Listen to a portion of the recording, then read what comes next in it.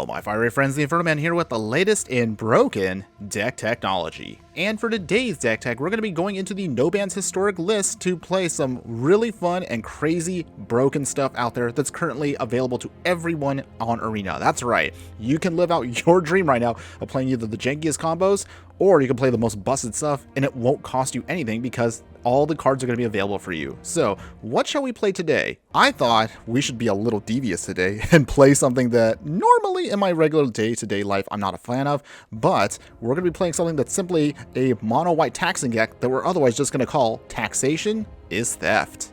But before we continue, if you do like any of the content that I do, please like, follow, and subscribe wherever you watch the content so you don't miss out on any of the gameplay, booster pack openings, deck decks, and so much more. Longtime subscribers to the channel know how we have to do it. We definitely got to talk about, of course, the stats of the deck before we jump into it. So our tax deck is going to be mono white. We're running at an average mana curve of about 1.9. We have 33 creatures in the deck. That is a lot, but we definitely can make it work. We have 4 artifacts, 4 enchantments, 2 battles, and 21 lands. Now let's be clear about something before we get started. No one out there actually likes being taxed. Correct! And if you actually do say out there that you actually don't mind taxes, you are a dirty-faced liar. But in any case, social political aspects aside, what we basically mean for taxation is theft in this format is mono-white cards that try to force our opponent to then pay way more than they have to in order to execute their game plan. We're talking again about anything that kind of forces our opponent into really awkward situations so we can just make them feel miserable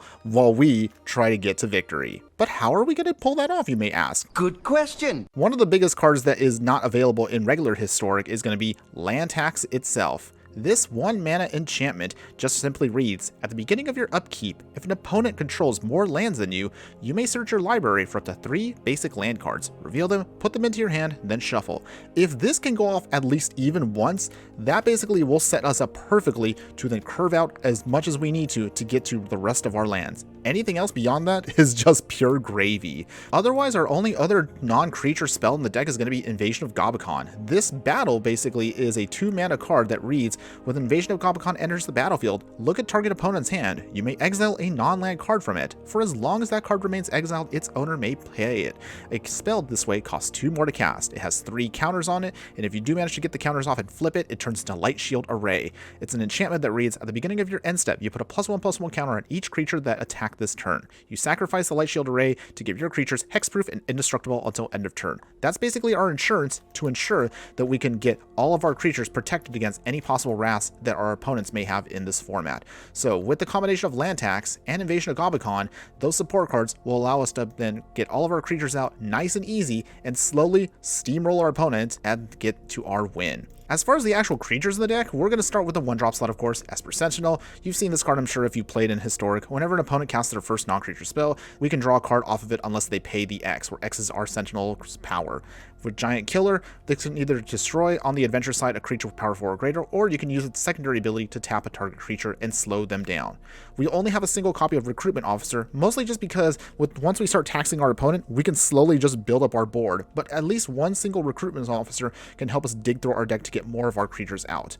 For protection, we have Coppercoat Vanguard. It gives every one of our humans a +1/+0 and Ward 1. That simple little Ward 1 may not seem like much, but it really will stack up with everything else we tax our opponent with. Thankfully, of course, all of our creatures, you'll notice, are all humans, so this will go very nicely with our game plan. Drannith Magistrate makes sure that our opponents cannot cast spells from anywhere other than their hands, so this will shut down anything that's in exile and preventing them from utilizing it. Thalia is super awesome as she is. Basically, non-creature spells cost 1 more to cast. Yes, this could slow our Invasion of Gobakon down or our land tax, but ideally, if we can get these out before we get to Thalia, it works out perfectly fine regardless. Thalia's Lieutenant helps us just pump up the rest of the team, and it'll pump itself up whenever another human enters the battlefield. We have some Tide Takers here. Same thing, another taxing effect. If our opponent attempts to cast anything during our turn, basically they're going to have to be charged another mana in order to do that. Also, having the Afterlife 1, not really a big deal, but it can help us kind of at least provide a little bit of backup in case we do get wrathed. As far as removal, we have Brutal Cathar for this, and we technically have Elite Spellbinder. We can look at our opponent's hand, we then tax them with another card that costs more to then cast. Most likely they'll probably not cast it once we get to the mid game because they won't have enough mana for it. And then with Brutal Cathar, if we can flip this back and forth with the Day and Night ability, this will slowly but surely just eat up the rest of our opponent's creatures as we slowly build up our board. Since we're only playing in the best of one format, we will play Alluring of the Third Path, just a single copy just to get rid of a key target artifact or enchantment. The draw card effect is not something that we really care too much about, but it is kind of neat in a pinch. Yes, it unfortunately does mean our opponent will get a free card off of that, but if we tax them enough, it really won't matter versus us. A single copy of Thalia Heretic Cathar. This version basically forces our opponent's non-basic lands and creatures to enter the battlefield tapped, which slows them down greatly and ensures that we can just keep building up our board. We have Adeline here, nothing really taxing about it, but it just helps us build up our board, and it's an incredibly powerful card that can become a major threat if our opponent doesn't deal with it. And then finally, Ranger Captain of Eos. This 3-mana 3/3 Human Soldier Ranger is also a key piece that can help us protect everything what we're trying to do.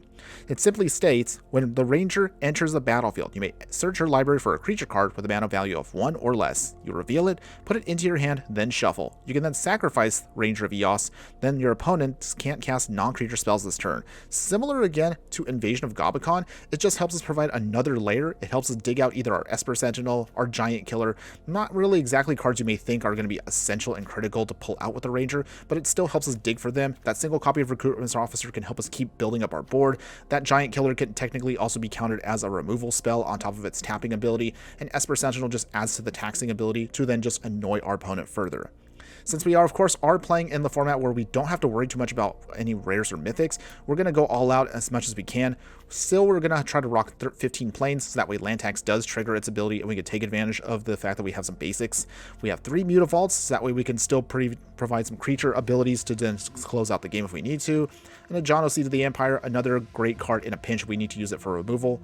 Castle Ardenvale can help develop some more human creature tokens on the battlefield. Not again something that you're going to want to do ideally, but it can help again if we're completely getting wrath constantly against our opponent. And then finally, just a single touch of Graveyard Hate in Scavenger Grounds.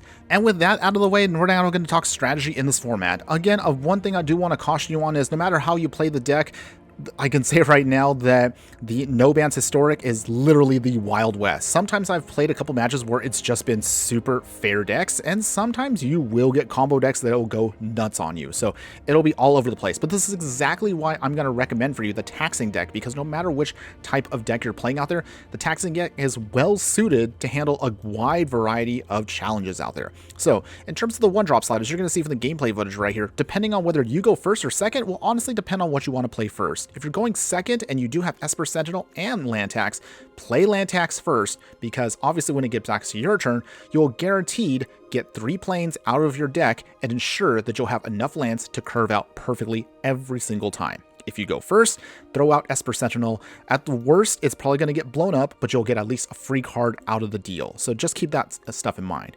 Your second and third turns will be really dependent on what your opponent's game plan is. I know it's really hard to kind of determine that in the early part when you're trying to figure out everything, but remember that as you throw down more tax pieces, it's going to slow down your opponent, but then also this will help you develop a better strategy for what your opponent's doing. If you do want to worry about anything with this deck, whatever can go wrong with it, the biggest weakness I want to caution you on now is you are susceptible to wraths. If your opponent is determined to just destroy the board, many of your creatures don't really have a high toughness, so more than likely even something as simple as an Anger of the Gods can blow up everything. So keep that in mind also when you're playing the deck. However, that's also the reason why we have our Mutavaults as a backup option. This is also why you have a Castle Ardenvale to help develop your board if you're getting stuck trying to put out tax pieces. However, the other thing to keep in mind is even if your opponent is being forced to pay extra for those tax pieces, you will sometimes have some moments where your opponent doesn't really mind that at all. Or sometimes they may have a control deck where they don't really care about being taxed because they're still willing to pay the price, knowing that they have eventually just the right card to destroy your whole game plan. And yet, despite all that, I actually had a lot of fun playing this deck. I'm not really a person that's fond of taxing our opponent, and not to mention that usually I don't play these decks because they're really expensive to build, whether it's in paper or in this case on Arena. But because again, we are playing in the No Bans Historic, if you do want to try out this deck, this is the perfect format to experiment with this and see what works best for you. I did forget to mention that there's one card I purposely omitted from the deck, and some deck lists will recommend it, but again, because I like to maintain the integrity of paper to digital, I don't like to add in alchemy cards. Again, that's my personal preference, but if you're a person out there that says, Infernoman, now that we have this all digital, what recommended card would you have from the alchemy pool? And the only card I would recommend, of course, is going to be Inquisitor Captain.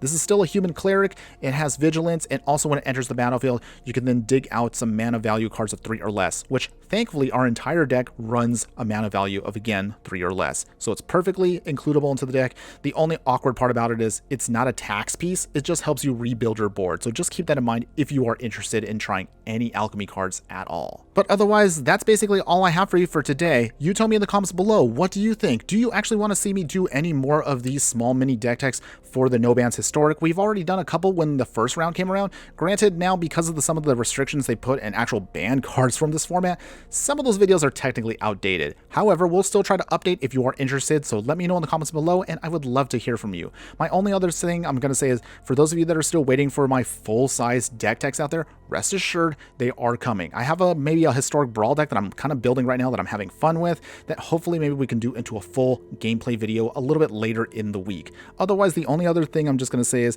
we definitely have, you saw in the polls, I asked you all to vote, and it seems like we're going to be doing a dino deck once we get to the Lost Caverns of Ixalan, so be sure to check that out soon.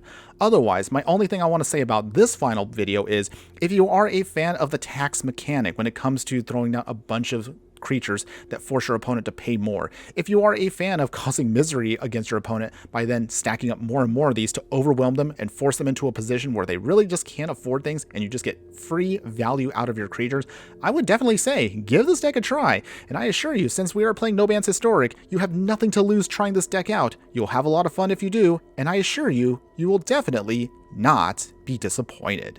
That's all I have for you today. Thanks again for watching, everyone. And just remember that no matter what you do play in the game of life, always be sure to burn bright.